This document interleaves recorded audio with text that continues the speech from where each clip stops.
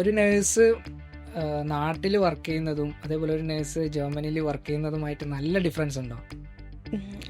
Yes, നല്ല difference ഉണ്ടാവും. പക്ഷേ ഞാൻ വർക്ക് ചെയ്തിട്ടില്ല. ഞാൻ പേഴ്സണലി പറഞ്ഞ കണക്ക് ഞാൻ നേരെ കഴിഞ്ഞു എക്സ്പീരിയൻസ് ഇല്ലാതെ തന്നെ ജർമ്മനി പോയ ആളാണ്.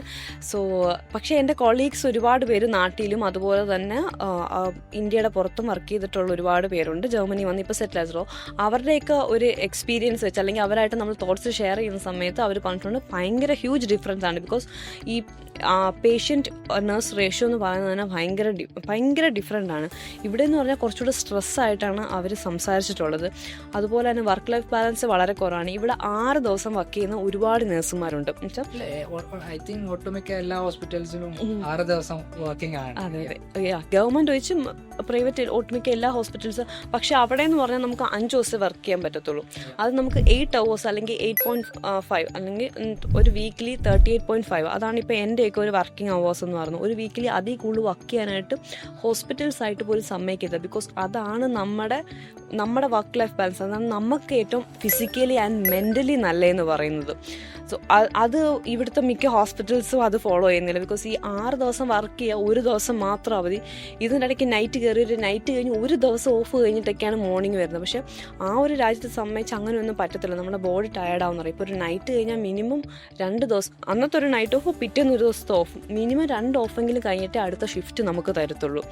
അതുപോലെ തന്നെ ഒരു ലിമിറ്റിൽ കൂടുതൽ ഒരു മനുഷ്യന് ഒരു പേഷ്യൻറ്റിനെ നോക്കാൻ പറ്റത്തില്ലെന്നോ അവിടുത്തെ ഹോസ്പിറ്റൽ അഡ്മിനിസ്ട്രേഷൻസ് എന്ന് പറയും.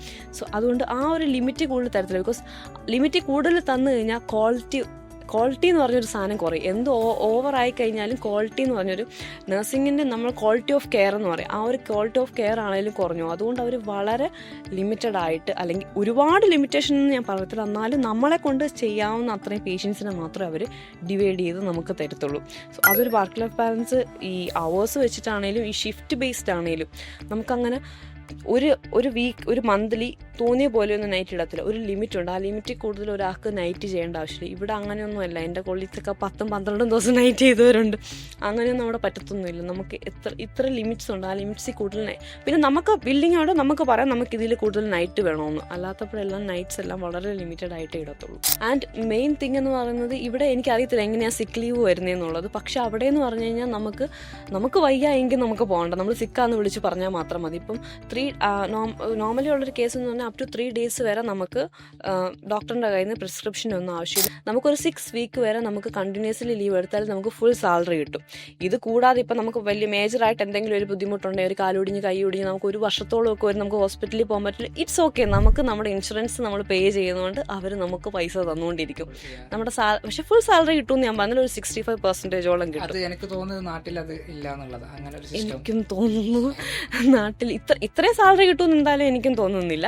പക്ഷെ എന്തെങ്കിലും കിട്ടുമായിരിക്കും, എനിക്ക് ഉറപ്പില്ല. അതുപോലെ തന്നെ ഇപ്പോൾ പ്രഗ്നൻസി ആകുന്നവർക്ക് ഓൾമോസ്റ്റ് കൂടുതൽ വർക്ക് ചെയ്യുന്ന ഒരു 80% ഫീമെയിൽസ് ആയിരിക്കും നഴ്സിംഗ് പ്രൊഫഷനും. പ്രഗ്നൻസി എന്ന് പറയുമ്പോൾ നമുക്കിപ്പോൾ എന്തെങ്കിലും ഒരു അസുഖമുണ്ട് അല്ലെങ്കിൽ ഒരു വയ്യായിക ഉണ്ടെങ്കിൽ ഒരുപാട് പേര് ഫുൾ 8 months 9 months വരെയൊക്കെ നമ്മുടെ നാട്ടിൽ വർക്ക് ചെയ്യും. പക്ഷേ ഇവിടെ എന്ന് പറഞ്ഞാൽ നമുക്കിപ്പോൾ ഒരു വയ്യായിക ഉണ്ടെങ്കിൽ നമ്മുടെ ഡോക്ടർ പറഞ്ഞു നിങ്ങൾക്ക് അവിടെ വർക്ക് ചെയ്യാൻ പ്രൊഹിബിറ്റഡ് ആണെങ്കിൽ നമുക്ക് വർക്ക് ചെയ്യേണ്ട. പക്ഷേ ഫുൾ സാലറി കിട്ടുകയും ചെയ്യും. അത് ഭയങ്കര ഒരു അടിപൊളി. ബിക്കോസ് നമുക്ക് വയ്യായിക വെച്ചുകൊണ്ട് നമ്മളൊരു പേഷ്യൻറ്റ് കെയർ ചെയ്യാന്ന് പറയുന്നത് ആ ക്വാളിറ്റി അവിടെ നഷ്ടപ്പെടുക. പക്ഷേ നമ്മുടെ വയ്യായികയാണ് അവർ കൺസിഡർ ചെയ്യുന്നത്. ഇവിടെ നമ്മളെ എംപ്ലോയേഴ്സിൽ നിന്നില്ല നമ്മളെയാണ് അവർ കൂടുതൽ കൺസിഡർ ചെയ്യുന്നത്. ഡെലിവറിക്ക് ശേഷം ഈ 45 അല്ലെങ്കിൽ 60 days കഴിഞ്ഞ് പിള്ളേരെ നാട്ടിൽ നിർത്തിയിട്ട് പോകുന്ന പേരൻസ് ഉണ്ട്. വെച്ചാൽ വേറെ ഔട്ട് ഓഫ് ഇന്ത്യയിലൊക്കെ വർക്ക് ചെയ്യുന്നവർ. ഇവിടെയെന്ന് പറഞ്ഞാൽ നമുക്ക് 1 to 3 years വരെ മെറ്റേണിറ്റി ലീവ് വരും. ആ സമയത്ത് നമുക്ക് സാലറി കിട്ടും. നമുക്ക് അത് 1 to 3 years വരെ നമുക്ക് എടുക്കാം. 3 years എടുക്കും, സാലറിയുടെ പെർസെൻറ്റേജ് കുറയും. പക്ഷെ യൂഷ്വലി എല്ലാവരും 1 year എടുക്കുന്നു. യെസ്, സ്റ്റിൽ നമ്മൾ എംപ്ലോയി തന്നെ ആയിരിക്കും. നമ്മൾ ഈ 3 വർഷം കഴിഞ്ഞ് അവിടെ പോകുമ്പോൾ നമുക്ക് അവിടെ ജോബ് ഉണ്ട്. നമ്മുടെ ജോബ് ആരും എടുക്കത്തില്ല. പ്രഗ്നൻ്റ് ആയി കഴിഞ്ഞാൽ നൈറ്റ് ചെയ്യണ്ട. അതുപോലെ ഇപ്പോൾ ഓങ്കോ പോലത്തെ വാർഡിലാണെങ്കിൽ നമുക്ക് ആ വാർഡ് മാറ്റിയിടും. നമുക്ക് മോർണിംഗ് സിക്നസ് എന്ന് വെച്ചാൽ ഛർദിലൊക്കെ അടിപൊളി. മോർണിംഗ് സിക്നസ് ഒക്കെ ഉണ്ടെങ്കിൽ നമുക്ക് നോർമൽ ഷിഫ്റ്റ് ആയിരിക്കും. എന്ന് പറഞ്ഞാൽ ഒരു ഓഫീസ് ഡ്യൂട്ടി പോലെ 9 to 5 അല്ലെങ്കിൽ 10 to 6 എന്നുള്ളൊരു ഷിഫ്റ്റ് തരും.